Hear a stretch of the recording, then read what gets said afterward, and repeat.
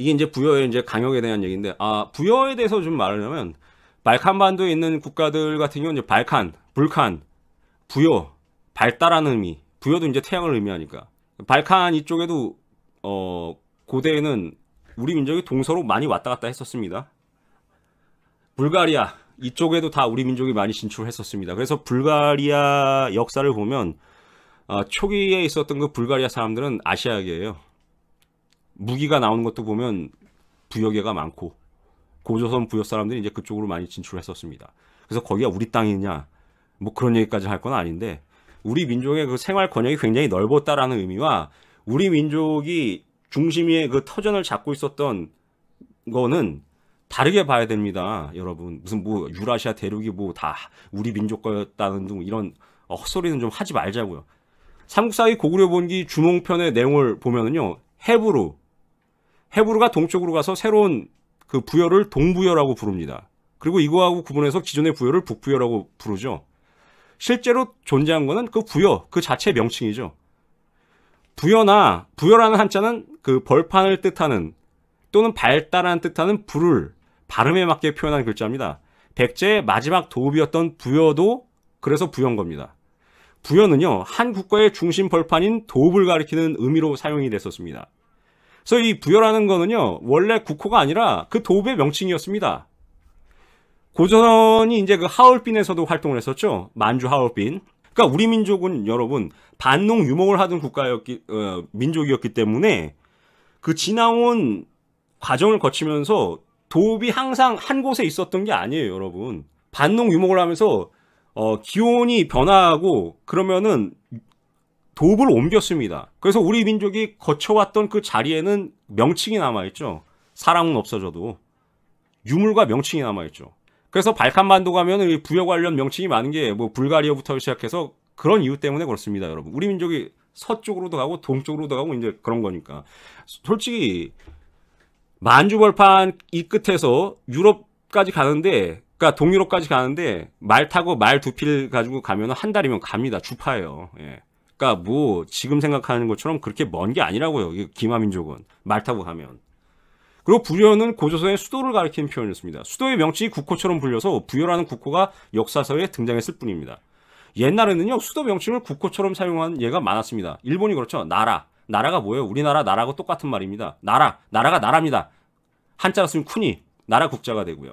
그래서 고조선을 부여라고 불렀던 겁니다, 여러분. 이런 걸 고려해보면 부여가 고조선의 별칭이었다고 볼 수가 있습니다. 그래서 동부여하고 분립되기 이전의 부여, 다시 말해서 북부여는 원래의 고조선을 가리키는 명칭이라고 볼 수가 있고, 북부여가 고조선이라면 북부여의 왕이었던 해모수는 고조선 왕인 겁니다. 그래서 해모수의 아들이 누구예요? 주몽이죠. 주몽을 두고 삼국유사가 단군의 아들이라고 지칭했습니다. 그래서 고조선 왕실이 처음에는 해씨였을 가능성이 굉장히 높아요.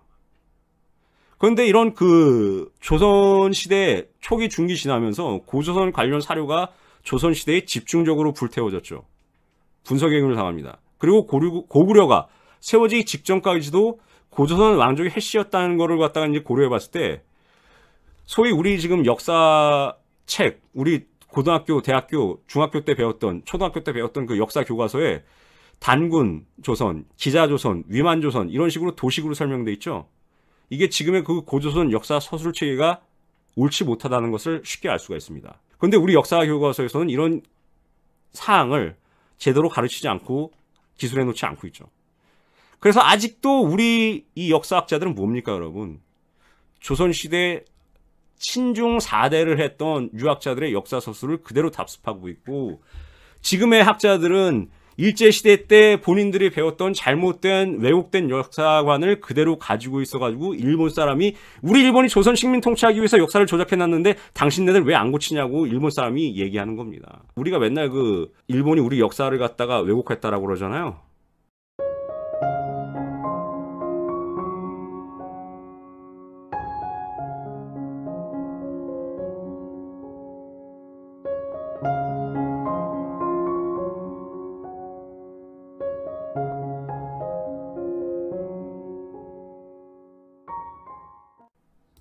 우리 스스로 지금 더 심해요. 이 성삼재라는 분은, 이분 학자인데, 역사학자인데, 이분이 얼마 전에 고대 역사 관련해가지고 우리 역사학계, 소위 말하는 강단 사학계의 실태에 대해서 이야기한 게 있습니다. 그래서 제가 2022년도 5월 18일에 이분을 소개하면서 페이스북에 쓴 글입니다. 지금 한국 역사학계는 정신 상난 상태에 빠져 있다고 봐야 되고, 일본이 문제가 아니라 한국 사람들의 지금 정신이 문제라는 겁니다. 아니, 일본이 역사를 갖다 왜곡해놨으면 그 이후에 광복이 되고 나서는 역사를 제대로 기술해야 될 거 아니에요. 근데 우리 스스로 바꾸는 역사가 더 심하다니까요. 성삼재라는 이 학자분이 얘기하는 게 뭐냐 이겁니다. 일본 사람들하고, 일본 학자들하고 교류하면서 이런 얘기를 했었답니다. 제가 충격 느꼈던 거는 그때가 아니고요. 나중에 8월 달에 어느 정도 진정되고 나서 일본을 2번 왔다 갔다 하는 과정에서 일본 학자들, 일본 언론인들을 만나고서 하는 과정에 어느 한 분이, 일본 사람이 제가 한국의 일본 역사 교과서 대책반 실무반장이라고 하니까 진지하게 저한테 하시는 얘기가 이렇습니다라고 하는 겁니다. 일본 사람이 이랬대요.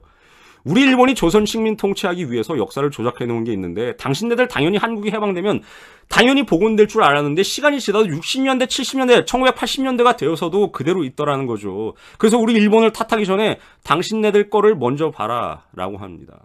니들은 왜 정신 못 차리고 지금까지 역사를 갖다 제대로 쓰지 않느냐 하고 강단사학계를 비판한 겁니다. 그 충격을 이 성삼재라는 학자분은 저는 아직도 잊지 않고 있습니다. 일본이 우리를 갖다 먹었으면, 그리고 역사를 갖다 바꿨으면, 중국의 역사를 우리 역사를 바꿨으면, 조선의 역사를 바꿨으면 후손들은 정신 차리고 제대로 해야 될 거 아닙니까? 안 한다는 거죠. 안 한다는 거. 아까 어떤 분도 말씀하셨지만, 원래 그 일본 민족이 스스로 조상을 갖다 왜라고 하잖아요. 왜라는 그것은요, 670년 이전까지는 대륙에서 고구려, 백제, 그리고 신라 사람들하고 함께 활동하던 지역에 살았던 사람들입니다, 여러분. 명나라는 역사 과대 망상 소설이 있죠. 삼국지연이. 이게 뭐예요, 여러분? 삼국지죠, 삼국지. 삼국지를 복음을 하면서 우리 민족의 역사를 한반도로 밀어내버렸습니다. 그리고 백제 멸망 이후에 일본 열도에 정착했던 일본 사람들은요, 독자적인 역사를 가지고 싶었던 이해관계가 있었습니다. 이런 것들이 이제 짬뽕이 되면서 과거에 이제 그 양자강 이남에 존재했던 여러 그 동이족의 일원들, 그 사람들을 왜라고 통칭을 했었는데, 그 왜의 역사를 갖다가 명나라 때 지금의 일본 지역으로 바꿔버린 거죠. 그러니까 왜라는 그 역사, 이거는 결국에는 이거 고대는 백제 사람들이라고 보시면 돼요. 그러면서 우리 민족 스스로, 제가 지금까지 말씀드린 것처럼 스스로 역사를 갖다 내팽개쳐버리고 잃어버리니까, 고대사를 우리보다 잘 알고 있는 일본 사람들 같은 경우에는 때는 이때다 싶어서 왜는 일본 열도에 있으면서 양자강 이남으로 가서 대륙을 지배했다는 엉터리 주장까지 펼치고 있습니다. 근데 우리가 여기에 대해서 제대로 반박을 못하고 앉았다고요. 그런데 사서의 기록이나 여러 그 제가 말씀드렸던 천문학적 분석을 보면은 관습적, 그리고 역사적 인물 등을 통해서 보더라도요, 670년 이전의 왜가 지금의 일본 열도에 있었다고 보기는 이제 어렵다고 보는 거죠. 고대 세계에서 왜는요, 대륙에서 활동했던 우리 민족의 일부였고, 그들의 대부분은 양자강 이남에 있었다는 것이 이제 역사적 사실입니다. 그래서 고려시대의 그 사설을 보면은 왜가 뭐 침입해왔다 뭐 이런 그 글들이 많이 나오죠, 고려시대 사서에. 그 왜가 일본 사람들이 온 게 아니라, 일본 사람들이, 일본 열도에 살던 사람들이 우리 영토에, 고려시대에 우리 영토에 침범해 온 것도 있었지만, 지금의 중국의 동남쪽에 있었던 해안 지역에 살던 왜, 이 사람들이 이제 해적화돼가지고 고려로 막 침입하고 막 그랬던 것이 이제 많습니다. 그리고 고려에 투항했던 사람도 많았고. 여러분, 우리 민족이 왜 동에서 서로 왔다 오고 서에서 동으로 막 왔다 갔다 했는지 아십니까, 여러분? 지구의 기후의 그 주기가 있지 않습니까? 온난기, 간빙기, 빙하기. 다시 온난기, 간빙기, 빙하기가 왔다 갔다 하죠. 여기 표를 보시는 것처럼 기원전 2500년부터 2040년까지 해가지고요, 여러분. 굉장히 긴 기간에 걸쳐서 이렇게 따뜻했던 시기도 있었고, 굉장히 긴 기간에 걸쳐서 추웠던 기간도 있습니다. 그래서 중세 다크에이지 같은 경우에는 이게 추웠을 때라고요. 여러분, 지구가. 이 대주기의 순환에 의해서 민족이 이동을 하는 겁니다, 여러분. 성경을 보면 곳곳에 너는 애굽 땅에서 종되었던 것을 기억하라는 말씀이 나옵니다. 옛날을 기억하라. 역대의 연대를 생각하라. 내 아버지에게 물으라. 그가 내게 설명할 것이요. 내 어른들에게 물으라. 그들이 내게 말하리로다. 라고 하면서 430년 동안 애굽에서 종살이하면서 살았던 뼈저린 역사를 기억하면서 다시는 그런 과오를 되풀이하지 말라고 권면을 하죠. 지금 여러분, 우리가 뭐 옛날에 잘 살았으면 뭐합니까? 그리고 뭐 유라시아 대륙을 왔다리 갔다리 하면서 나라를 세우고 거기서 잘 먹고 잘 살았으면 뭐예요, 여러분? 조선시대에 와서 그냥 개평된 거 아닙니까? 종으로 살았잖아요. 인구의 60에서 70% 이상이 노비 아닙니까? 노비, 조선이. 그리고 일제시대 겪으면서 완전히 쭉쟁이 돼버린 거잖아요, 우리 민족이. 그쵸?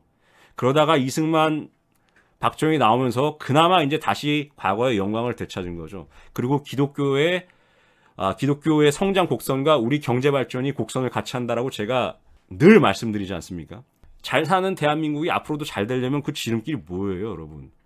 국제사회는요, 여러분, 어제의 친구가 오늘의 적이 됩니다. 우리의 같은 핏줄인 북한이 우리의 가장 큰 적이잖아요.